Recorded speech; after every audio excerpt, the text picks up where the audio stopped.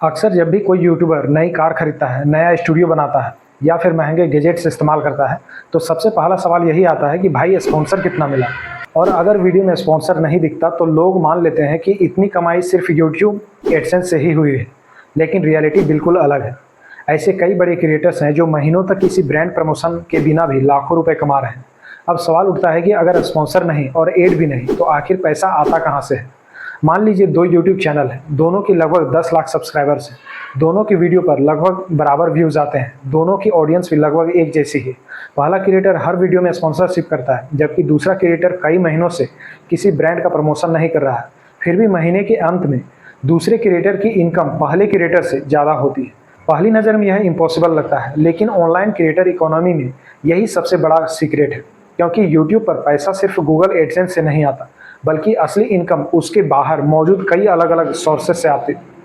सबसे पहले बात करते हैं एफिलिएट मार्केटिंग की। मान लीजिए किसी क्रिएटर ने अपनी वीडियो में कैमरा, लैपटॉप या फिर स्मार्टफोन रेकमेंड किया और उसका परचेज लिंक डिस्क्रिप्शन में डाल दिया। अगर कोई व्यूअर्स उसी लिंक से प्रोडक्ट खरीदता है तो कंपनी उस क्रिएटर को कमीशन देती है। व्यूअर्स को प्रोडक्ट उसी प्राइस पर मिलता है, लेकिन क्रिएटर की अर्निंग शुरू हो जाती है।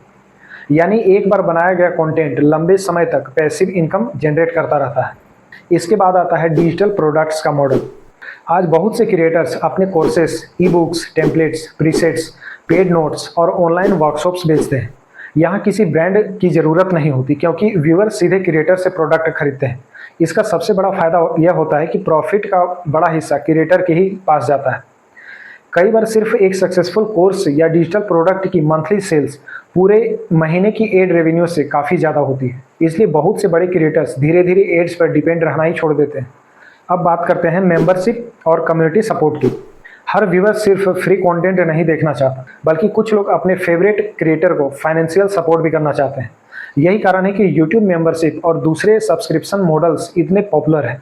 यहाँ व्यूअर्स हर महीने एक छोटी सी अमाउंट पे करते हैं और बदले में उन्हें exclusive videos, live sessions, early access और स्पेशल कंटेंट मिलता है, जिससे क्रिएटर के पास हर महीने एक स्टेबल इनकम सोर्स बन जाता है, चाहे किसी वीडियो पर व्यूज़ कम आए या फिर ना आए।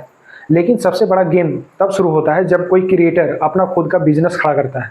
कोई क्लोथिंग ब्रांड लॉन्च करता है, कोई कॉफ़ी ब्रांड लॉन्च करता है, या फिर कोई सॉफ्टवेयर या कोई अर्निंग प्लेटफॉर्म, या फिर कोई अपनी एजेंसी शुरू कर देता है।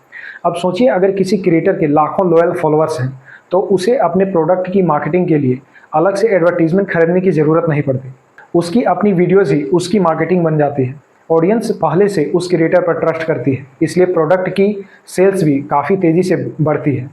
कई क्रिएटर्स की सबसे बड़ी इनकम यूट्यूब से नहीं, बल्कि उनके बिजनेस से आती है। कई बार आपको किसी वीडियो में स्पॉन्सर दिखाई नहीं देता, एड्स भी बहुत कम होते हैं, लेकिन फिर भी क्रिएटर की लाइफस्टाइल लगातार बेहतर होती रहती है, क्योंकि उसके पीछे वीडियो सिर्फ कंटेंट नहीं होती, बल्कि ट्रस्ट बनाने का एक माध्यम होता है। और डिजिटल वर्ल्ड में trust is the most valuable assets. जितना मजबूत ट्रस्ट होगा, उतना ज़्यादा इनकम अपॉर्चुनिटीज़ अपने आप बनती जाएगी।